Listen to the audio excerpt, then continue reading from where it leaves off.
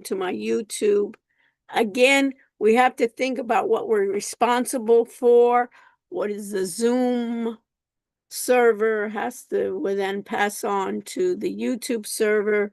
They have the APIs there available. So that's working fine. So we know that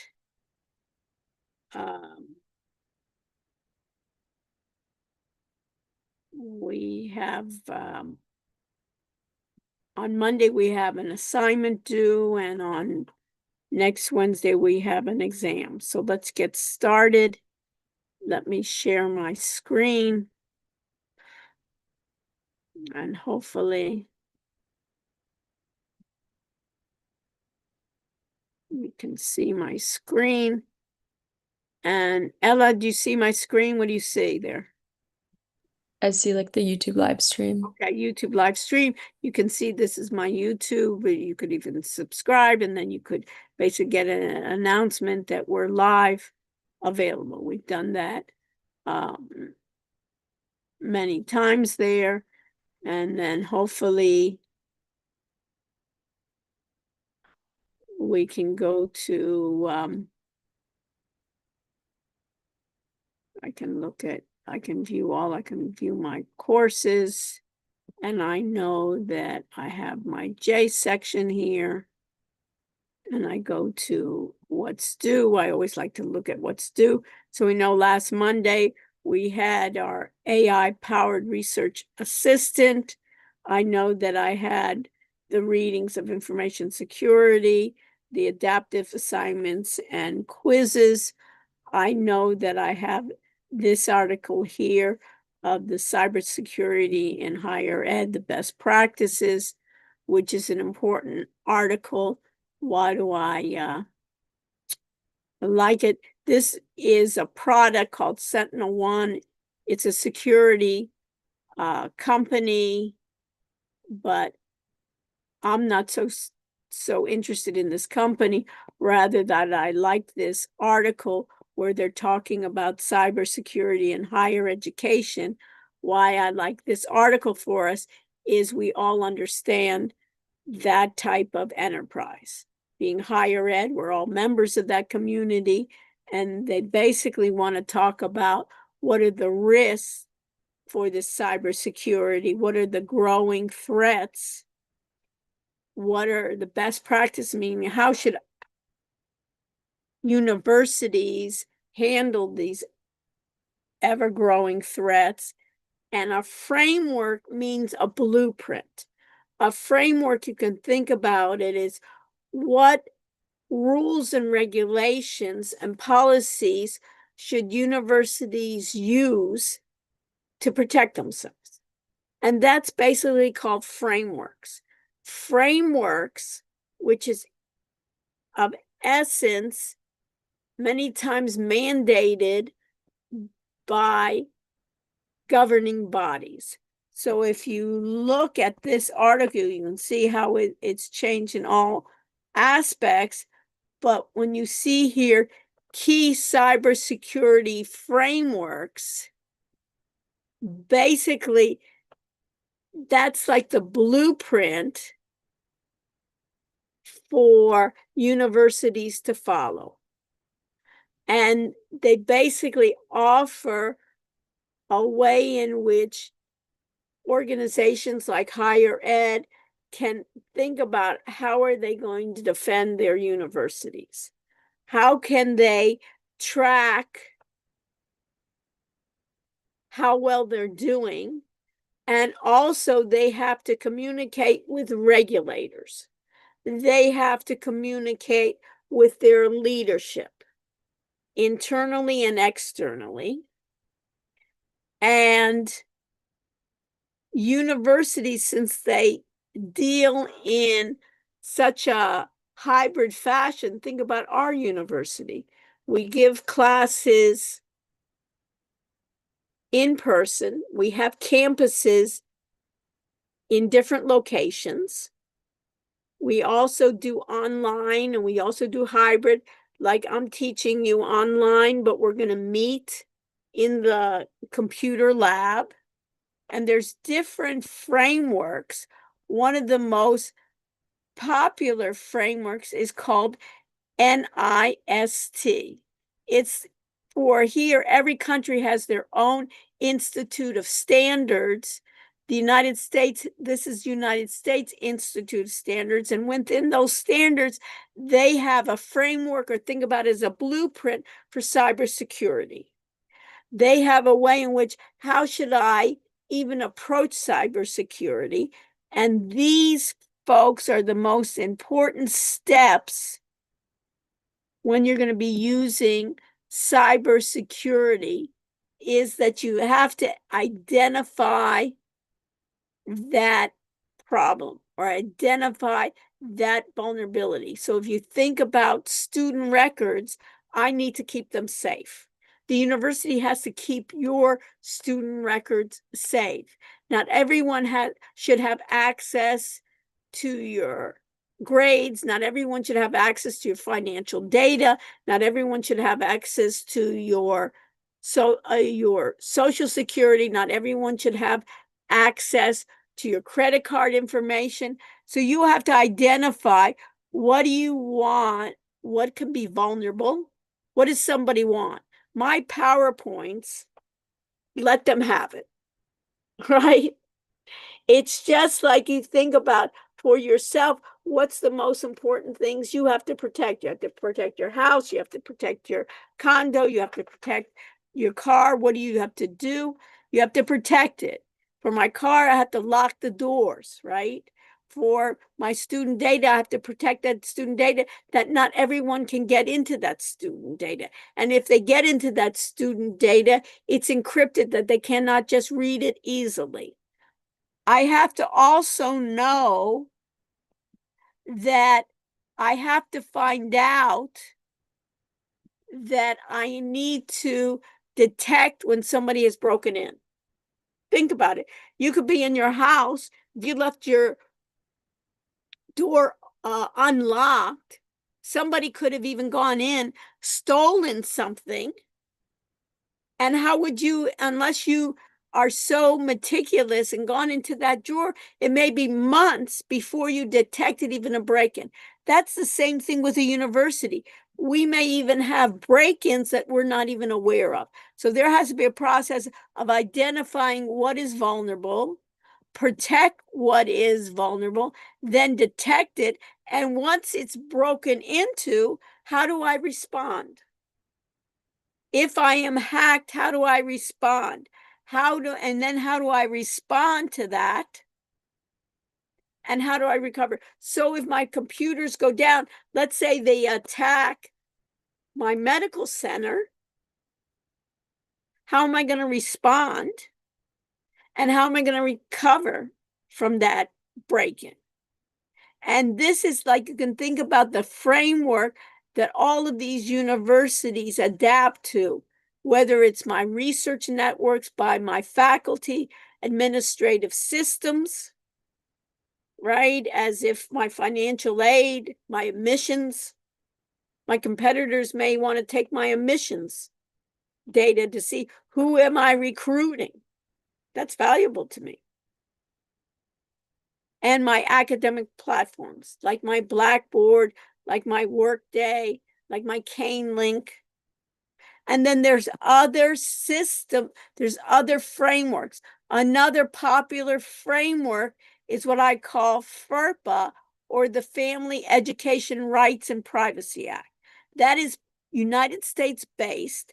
And this act says that any institution, educational institution, has an act by Congress from the United States called the Family Education Rights and Privacy Acts.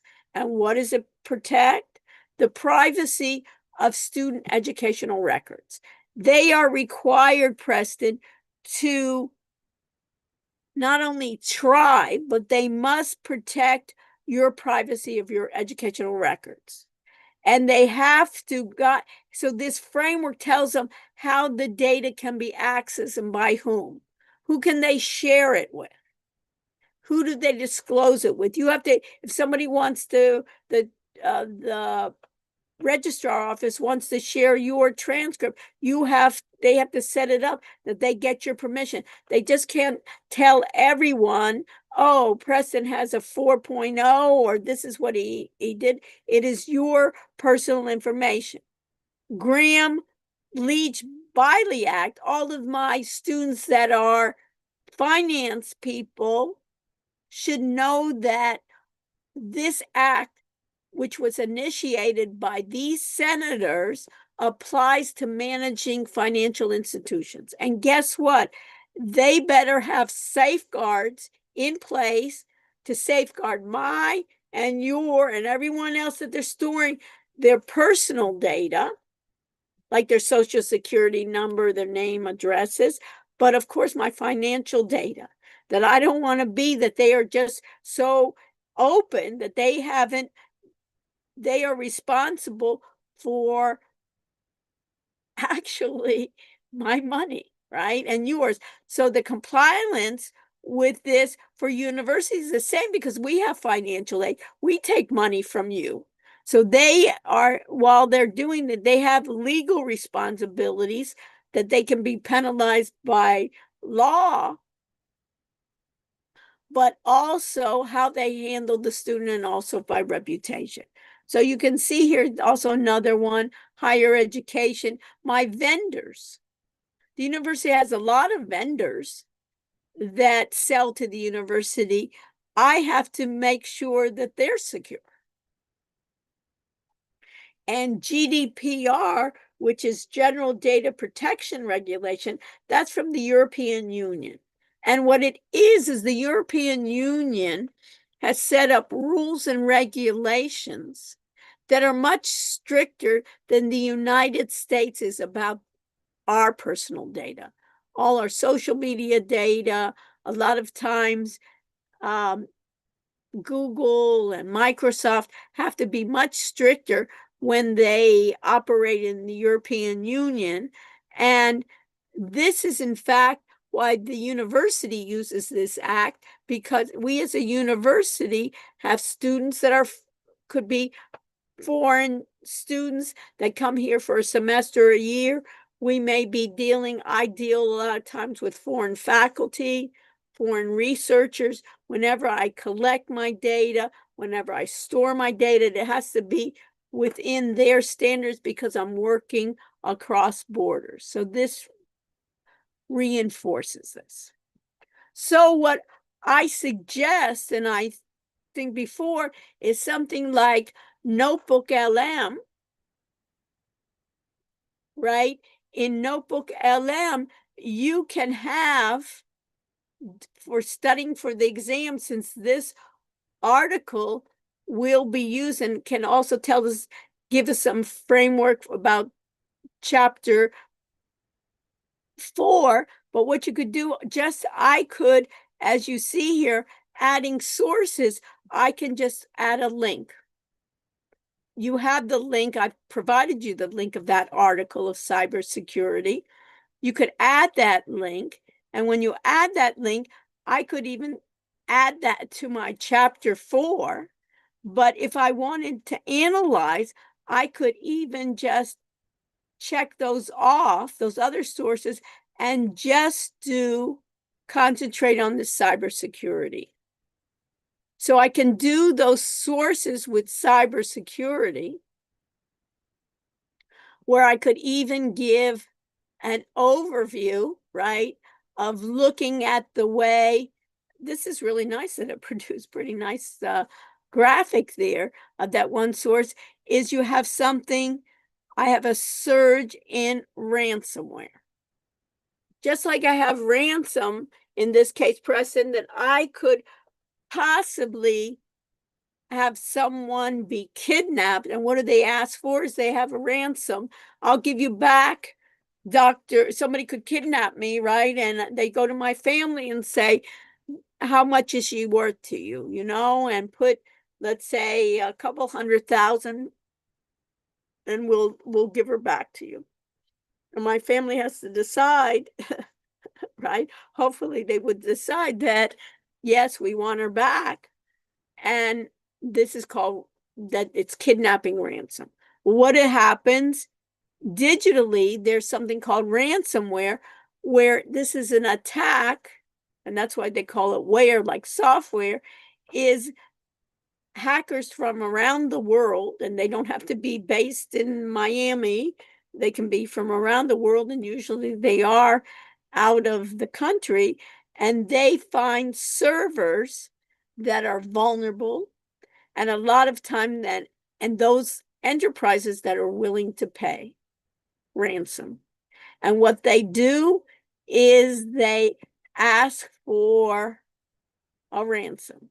And Ella, in terms of, they don't want you to put, they're not going to ask the university, we're going to attack the server in the hospital, and you won't be getting, and if we attack it, you won't be able to get inside, and you won't be able to know who's having surgery tomorrow.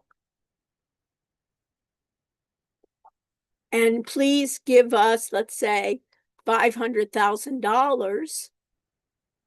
And they're not going to put that $500,000 in a bag and put it under the palm tree on Stanford and Ponce. Instead, they'll do what? What do you think, Ella Ed? What do you think they'll ask for? Instead of in dollars, what will they ask for? What kind of, they'll want some kind of compensation. I'm not sure. Okay. Have you ever heard of Bitcoin? Oh yeah, of course. So basically, they usually ask for Bitcoin because they think it's harder to trace, right? And do you deposit it? Do you deposit it in underneath a tree? No, it's going to be in a wallet, right? And look what the surge is, 69% just lately in those surges. And guess what? They end up paying, because think about the university. If they had all those surgeries, and they had those surgeries for tomorrow, they could be in revenues, they could be losing millions if they don't surge. And think about the reputation. Would you want to go? Even if they were down for a day, you wouldn't want to go again. There's other alternatives. So it's not good for reputation either. So they usually pay. And what do? A lot of times in risk, they transfer the risk. And what does it mean, transfer? When I'm driving in a car, and what do I do? How do I transfer the risk of somebody hitting me or me hitting somebody with my car and the damages? Do I have to am I responsible for all those damages? What do? I have insurance, right? Insurance is a way to transfer the risk. And transferring that risk is, guess what? These universities have insurance for cyber attacks. And guess what? I bet you they're not telling me because they want to keep it under the vest, as you say. But they basically have a Bitcoin account. Their insurance company or they themselves have it, so they can pay. And these hackers know it. So you can see, if I had ransomware, the average downtime before I get up and running, look at that, 12 days, close to 13 days, almost 2 weeks they would be down. Can you imagine it sometimes what a pounding it would take on reputation? So this is the way that you can think about it. And you can think about it, those data breaches also, in that way. So let me just do this. Let me just go back here. So if I look at my information controls here, you can see that I have these, that I can then have those safeguards, is I can use this as well. And look at this. Some of you were having problems with this. Here is why better technology means more vulnerability. Notice in this case, if I put my cursor here, it says interactive mode. So if I click on that interactive mode, notice when I play it, I can join in any time. So if I played my video. Welcome back to the deep dive. Today, we're not just talking about technology, we're talking about the invisible battleground that really defines modern life. It really does. It's the reason your bank requires, 2 different codes to log in, and why. Oh, hey, welcome. What's up? Yes, I'd like you to talk about threats and vulnerabilities in a university environment and give examples for students about what is could be a threat or a vulnerability in a university. That is a fantastic request. We absolutely love that you asked that. Universities are actually one of the most targeted environments today. And we can definitely pivot right into that. When we talk about threats and vulnerabilities in higher education, we're talking about a massive open system. Think about it. A university has thousands of users, from students to faculty, all connecting different devices. This creates a huge attack surface, which means lots of entry points for criminals. For a student specifically, the risks often come down to the human element we were about to discuss. Exactly. For example, phishing is the most common entry point. A student might get an email that looks like it's from Campus Financial Aid. It asks them to verify their login for a refund. That's a classic social engineering attack designed to steal your credentials.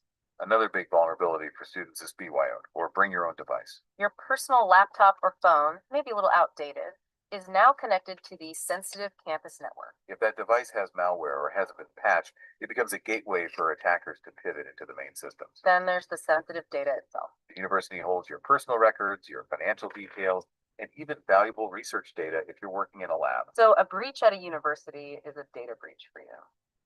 And this leads us right back to our planned discussion on information. So you see that you can use Notebook LM, look for that interactive button there, and when you start playing it, you can join it and ask for not only the definitions. What I like you to do is ask for examples. And the examples I also urge you to do is ask for examples in a university in Miami that students can understand. Because in your open-ended questions, I want you to show examples that you understand it. So if I go and share my screen, and we go back to Monday, March 2nd, one thing that you need to do is you have an audit assignment as a reflection group. I went over this before, but let me make sure that everybody understands it. Is under audit assignment, you have the assignment 5, which is that AI powered assistant reflection, but it should be in a group format. It should be your group gets together, just like you did for the screen recording. Each of you should have different chapters.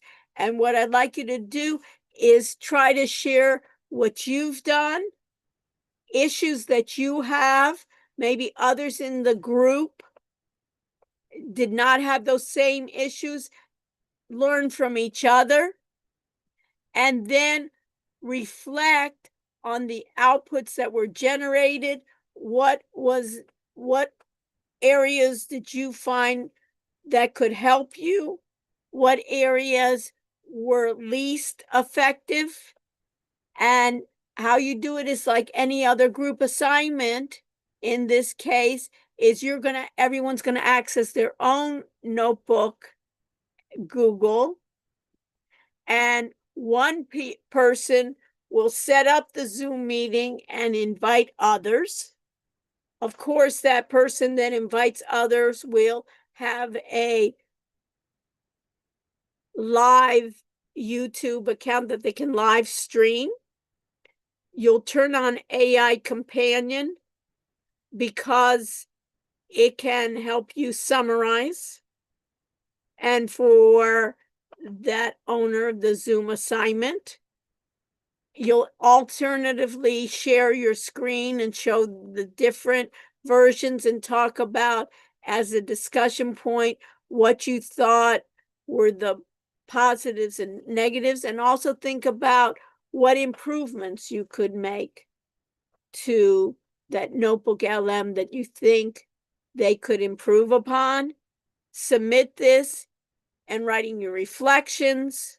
And here are samples. So if I go to my audit section, you can always look at group 0 as the example, right? And then everybody then should have a new folder called AI, one new folder in your group called AI Powered Research Assistant Reflection as a group. Instead of group 0, you'll put in your group number. You'll have your Zoom link, right? You'll have your YouTube live link. You'll have your Zoom companion. You'll see who attended. And each person then will have their issues that they have, their reflections and improvements of ideas. I think this is straightforward. Anastasia, is there anything that you wanted to comment, that you want students to look at, since you'll be helping them with grading?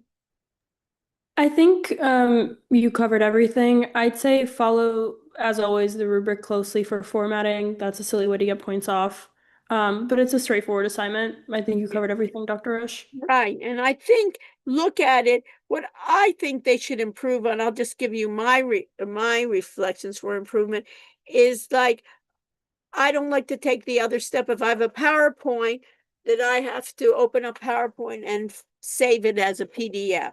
I'd like, even the Google wants to promote their slides, PowerPoints exist and they should be more open on that. I'd like them to be able to accept easily PowerPoints, Word documents, things like that, for other ones that I don't. I'd also like them to have folders. You know how I have it straight? I'd rather have, hey, everything under security, and put all my security folders like I have in any other operating system. And hopefully I bet they'll be doing it because it's all a competitive environment. So you see that that is the part where you have it. When I look at the what's due section, I also see that, I've talked about it before, is that we have the review guide. And the review guide, you'll see in this case, you can see it here, or you can even go to, if I go to, what does it say? I need it on PPT and documents as well in the exam 1 review guide. I think that is essential for you to be aware of. And this is going to be a week from today where the exam will take place. Physically, we'll meet together in the School of Business, the 204 PC lab. What I suggest you do is go there before March 4th. I've had in the past students wandering around, and I want to start exactly at 5:05 so you can get the most limits, not like we do usually, oh, maybe it's 5:15, some people scatter in 5:20, that we get the most amount of time, that we can start up and running, have problems, that we can do it. The exam will be in person, and if you finish early, you're welcome. You'll be checking out. And I encourage you to study however the best is. I've been availing to show you new AI tools to study. So use them. I have no problems with that. But the exam itself, it is physically in the computer lab, will be only from your brain. So it will be not closed note, closed book, closed AI software. On the rest of your assignments and quizzes, I allow you to have unlimited time. That if it's in a week due, but you can spend an hour on it, you can spend 10 hours on it, you can make 5 minutes on it. But here you will be timed. We will not be able to do anything but the exam that you will be able to use. Again, I emphasize to you is have available to you what in your account, what your password is. Many times I even forget because it's already incorporated in my operating system where I've saved my password. But when this is going to be on another computer, your password, you do not want to save it, of course, and leave. So it will be there. You'll be checking out, and when you check out, when you're finished, right, you'll be putting away your phone, and when you finish, you'll be presenting a pictured ID. Just like the same thing, we're going to practice what we preach, right, Ella, in the way that we want to authenticate ourselves in class. We are going to authenticate ourselves in on the exam. And guess what? I want everyone to bring your laptop. And on your laptop, you should install the latest version of Respondus. And guess what we're going to have it for? As a backup. Because I know that we're using someone else's computer that, guess what, Ella? I do not have control of. It's in the lab. And I have to expect that some of those computers will not work properly. If they do not work properly and we don't get another one, Ella, to put it, wouldn't they be ashamed that said, well, Ella, sorry, 0. Instead, you say, you know what, Dr. Rush, I have my laptop, I'm ready to go. We didn't lose so much time. So that's why we'll be up and running. But otherwise, for first priority, we're going to be using their computer. And I've asked the IT staff in the School of Business to send me at least 2 people that can help us with our issues. Because guess what? Do I have control of those computers? No. So we have to always think who has the control, and I have to get the right staff to be able to do that. And they have generously always been there for me. I appreciate it. So if I look at the guide, I've tried to make it with the help of our TAs, because they think about you since they're closer to you, to help to make this study guide useful. Again, I've said it before, you have 2 parts to this exam. You can think about it as almost like you're taking part A and part B, each separately. So one will be similar to the multiple choice questions that you've had before. And notice there's a number of ways in which you can even create your own multiple choice questions for Notebook LM. We had that and others. And we'll have about 60 questions, true, false, multiple choice. We will also have open-ended questions up to 3. And whatever test you take, the order is up to you. I do not want to dictate how you take the test. But so you can think about it now, up to the last moment, you can switch. But whatever you start, you have to finish. So some people I know love to take the open-ended first because I've studied all those questions. It's fresh in my mind. I'd like to get it out. Other people say, you know what, I'd like to take the multiple choice. I'd like to take my time. And even in a multiple choice question, at least I know there's an answer somewhere there. Up to you. On multiple choice, you can go upwards and downwards. I think that's fine. You know, the way that you can arrange multiple choices, sometimes you can say you can't go back and you can't go, you just have to go one direction. I don't like that. You know, if you want to go backwards and say, hey, I skipped this one, I'm going to go back, you can decide. The only thing I can think about is read those questions carefully. You know, sometimes it's a not, and then you reading it the wrong way. You don't want to take that. But this should take relatively short period of time. The concepts are familiar to you. And the open-ended. The multiple choice, we've divided it up in chapters. So this is just like you did with the Notebook LM. Chapter 1 was done by your TA. So one of the things like data versus information versus knowledge, not only know the definition, but know how it could be applied. So for instance, and if I said, we took exam 1 and I have a list of test scores, that would be data, right?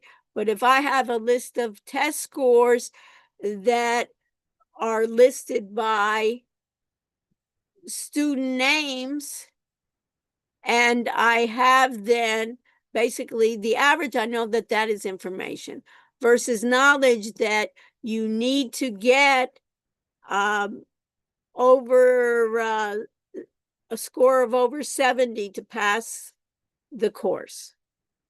And then I would be dealing with it. Infrastructure and all of these. TG1, we've talked about it before, right? Of hardware, all the hardware.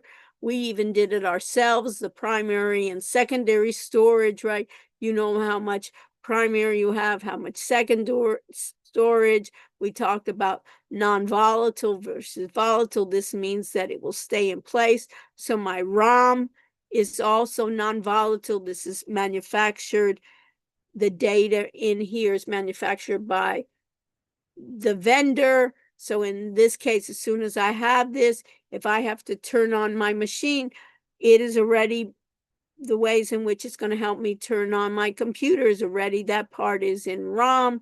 But when I store my software, when I'm working on an Excel spreadsheet, a copy of that Excel spreadsheet that I'm working on is put into RAM.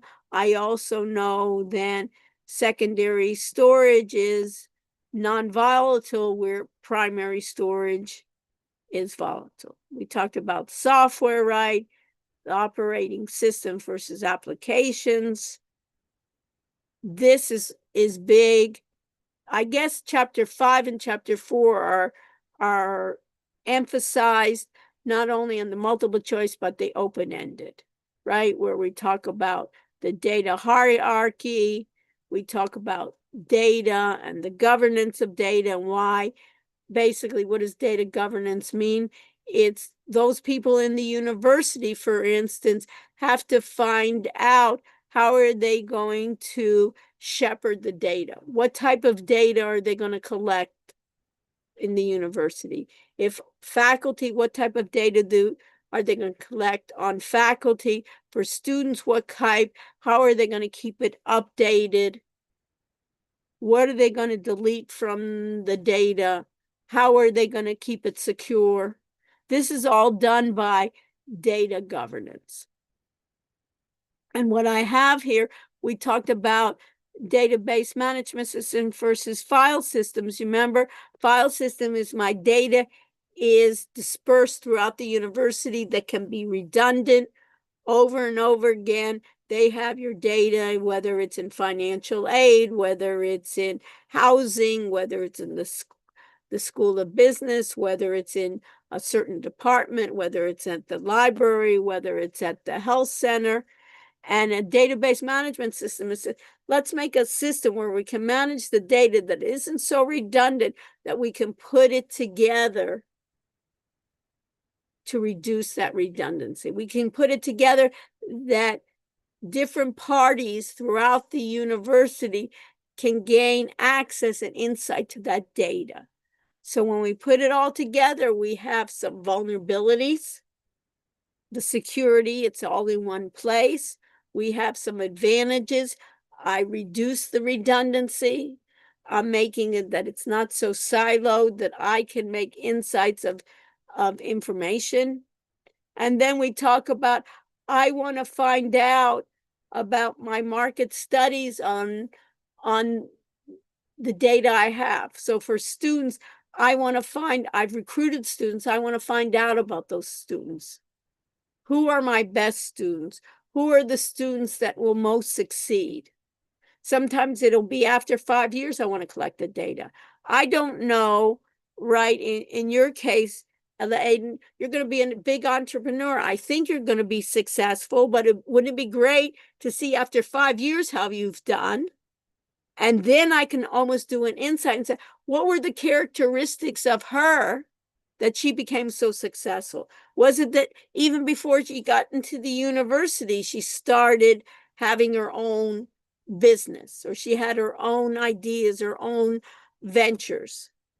So maybe we should recruit more students that have started already their own ventures. Or maybe I should do internships that allow my entrepreneurial students to match with other entrepreneurs in the community or worldwide. Since we're virtual, right? We could be worldwide, we would be able to work remotely.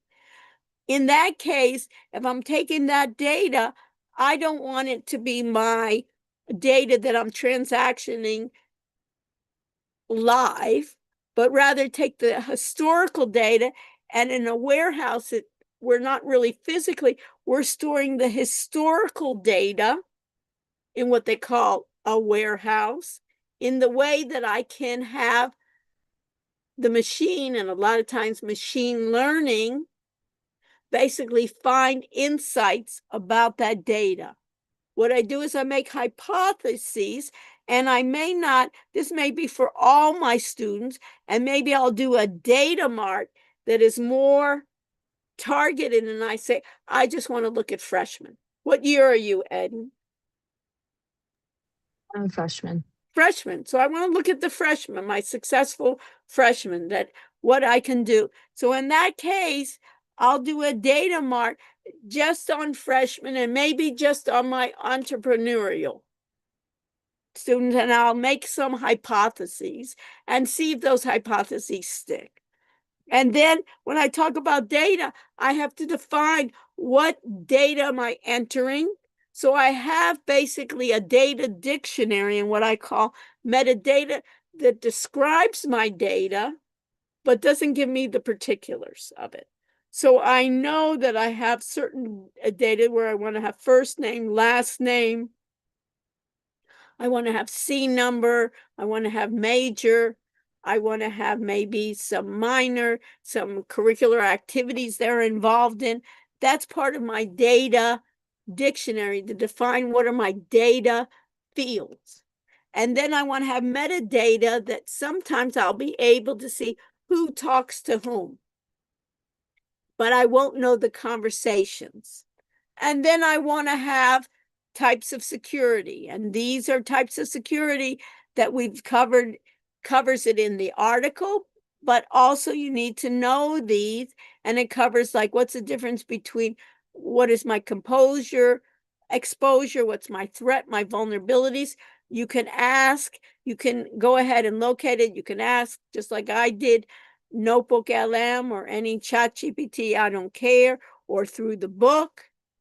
Whatever you want to do it, these are in ways in which my attacks can come about.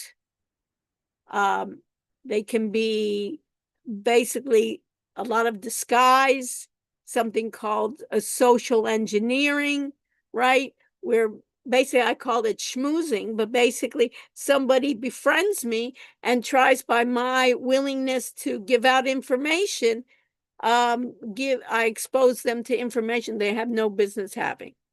It's like almost somebody coming up to you and say, oh, I lost my phone. Can I just borrow your phone? I just have to make a call. And they take your phone, and who knows what they're putting onto your phone. That's kind of like social engineering. You meet them at a game, you meet them at a restaurant or whatever, you have it. They call and they are saying, oh, we're from the network. I'm going to send you a code, and you know how we get our authentication key. Can you give me that key? Can I use your laptop? I don't, mine is, my camera's broken or whatever.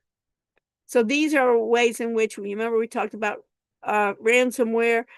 Anytime, and especially in cybersecurity, is that I have risk, I'm vulnerable. Even every time I open up my computer, I'm vulnerable.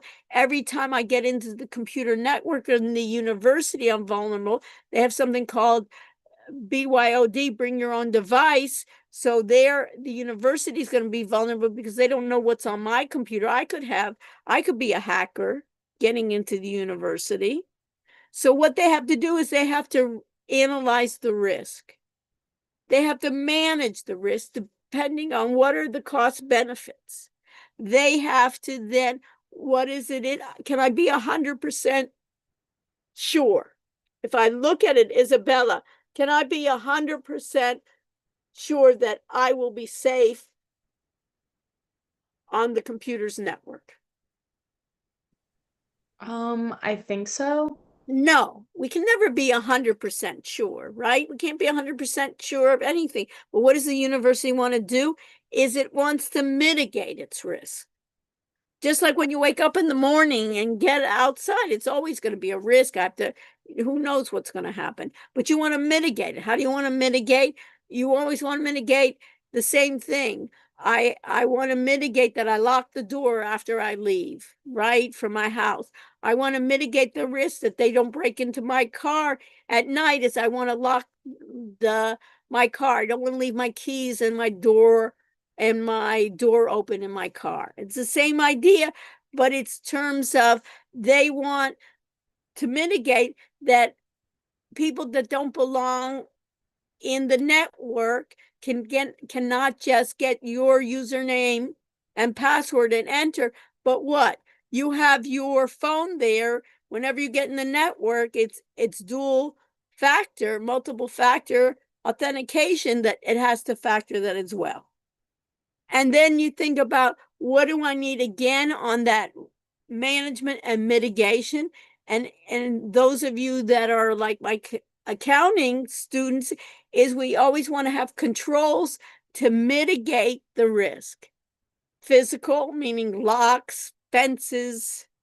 Not everybody can get into you'll see in the doors, right? In the computer lab, it's important for you to bring in what? Your Kane ID card that will get you into the doors, right? Communication, access controls, administrative controls, user roles in information systems. We've talked about that, right? Isabella, right? Who is going to be, we all have user roles. When you're in the regular section and the audit section, you have a different role.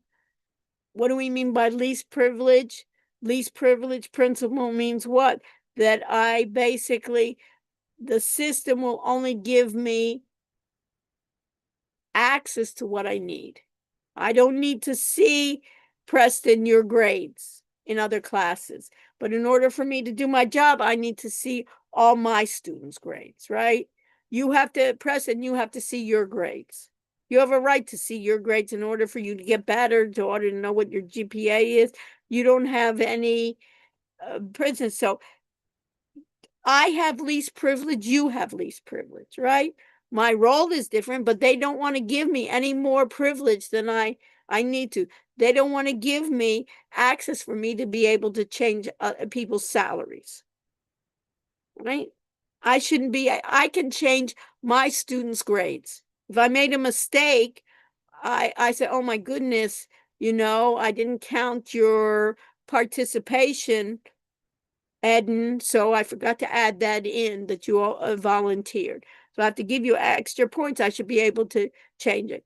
But if you say, you know what, Dr. Rutch, I really did well in the other class, I say, I can't help you, Eden. That's not my business. So you can see that in terms of encryption. And these 9 questions, what I like to do is I want you to have these ahead of time. Because remember, the second part is 2 to 3 questions. There's so much information and it's changing so quickly. It's not fair to say, oh, it's all going to be on technology. So what I'm doing is giving you these 9 questions and you can prepare. How you prepare is up to you. You can use Notebook LM, you can use the articles, you can use whatever you want to address this. But how do I want you to address these? I want you to address it not only just definitions, but talk about examples, that you understand what you're doing rather than just rote memory. So you can see a lot of this has to do with security, things that we talked about, digital security, frameworks, you remember, specify at least 2 specific frameworks. You remember we talked about the FERFA, we talked about Graham Leach. Remember we talked about the European one.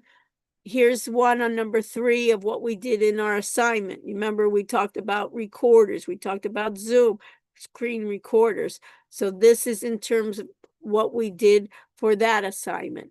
This number 4 talks about databases. That part of it is from the book. Part of it, you can even see when you know this, it helps you. In this case, it helps you what? It helps you in the multiple choice as well as the open, talk about what is in data, what is a field, what is a record, what is a data file, what's a database. Think about a university student class database. What kind of fields would be essential? Which field should function as the primary key? Which should it function as a, in this case, is when you think about why is a primary key important? Who cares? Remember all my times, I always say, I don't care that you know the definition, but always understand who cares about that. What implication does it have? In number 5, you can think about it, data governance. We talked about it's essential to protect student and research data. Think about that 2-step process of accessing the university system. The first one is authentication. You want to define it, give an example. The second one is authorization. And basically how it determines what a user can see or do. So once they get your username and password, that there's another part in which you have on your possession. You want to define the principle of least privilege, then provide examples, 2 of them, of how it works in practice to protect sensitive information, and then explain briefly the potential negative consequence if this rule were not followed. What could happen? Remember again, security. What's the difference? What is a threat? What is an exposure? What is a vulnerability? We're talking about what is the threat and exposure and vulnerability of what? In context of information security. I would do it in terms of a university, since we all know that university environment. Compare and contrast risk management and risk analysis, and provide at least 2 specific examples from a university setting to illustrate it. 7 is our AI-powered research assistant example. How can it enhance productivity, improve quality of work? The benefits, not only for educational use, but for businesses. How could businesses use it? Where do you see the technology going in the future? What improvements do you foresee? Discuss what you believe is the single most pressing risk or ethical concern associated. Remember in the very beginning, a lot of education professors were very worried about AI. It'd be cheating. Maybe my brain's not going to be working anymore. And everything is AI. My brains will shrivel because I'm not using it. It's like your brain is like pumping, iron. After a while, you remember, I broke my leg this semester, and I really feel I always had strong calves, and now they've been atrophied. Same thing with the brain. You start not using it. 8 is talking about cyber university and colleges, and 9 is that Sentinel-1 article on the best practices. What does it mean, zero trust? What does it mean, continuous monitoring? We need security awareness training. I think that could be upped, and we could do a better job on that. Explain the strategies why it's especially important. So on Monday, what I plan to do, I'd like you to spend time reviewing this and coming to class on Monday, and I'll do an extra review, and then you can ask me questions. And some of your questions, you know what, I'll be able to say, I'll answer it, but I said, don't worry about that. That's outside the scope of this class. And after we finish all of that, what I want for the second part of the semester is to focus in on our projects. We'll do less of the chapters. We'll have one more test. And sometimes for the second test, I may even take some of the chapters from the first test and bring into the second test, because I even want to go through less chapters, some of the more important ones, but focus in on our project. So later on, what you can do, Livia, is say, hey, you want to see what I can do with AI? I'll show you what I can do with AI. Look at my project. I'll have a domain name. I'll be able to do voice agents. We'll do voice agents where we can call a number and it will give us information. We'll be able to work it through. You'll be able to, all of you, be AI consultants and show what you can do, and then you can show others. Because guess what? In my opinion, Victoria, is people want to see what you can do rather than, let me see your grade that you got on the first exam, or the second exam.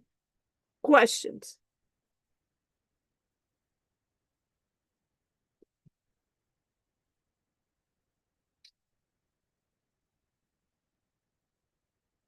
So we got it? So Lucas, you got it? Any questions, comments? I got it. Good. So it's my essence is I want you to know it and give examples for it, but I'm not looking to trick you. It's beyond that. You know what I mean? But I want you to be able, Preston, to be able to speak and articulate it and explain it to others when people are thinking, why is this important? And when you're talking about technology, and have the confidence. And later on, you'll have the support of AI along the way, that you'll be in the center and AI will basically support you in everything you do. And now I just read, I was just talking to a number of recruiters, and they're saying a number of companies, when they do their interviews, they're looking on how well you work with AI. So they'll give you a problem and they'll be able to see how well you're going to be working with AI. How well do you prompt? How well will you get the answers? And then how well do you defend it? Kind of like a companion on it. Okay, so Anastasia, what you want to do the awards here of attendance? The attendance, yeah, I can do it. Right. 1 And second. my E², my 2 Ellis, thanks for helping me throughout this. And I think we got it. And again, on Monday, you'll upload what I suggest you do is don't do it at the last minute, because a lot of people had problems with the audio, video of, things go wrong. We're having the free version of Notebook LM. So sometimes their server is overloaded. So we'll set it up. And then this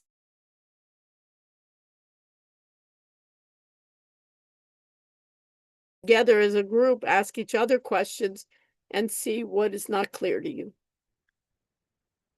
And my pleasure to help you on that.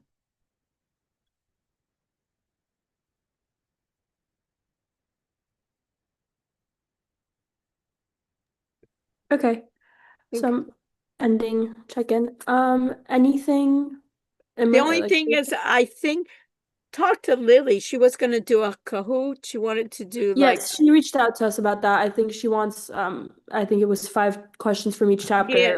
I'm working on that. Mhm. Okay, so just to have that, and we'll see how that works for the class. Mhm.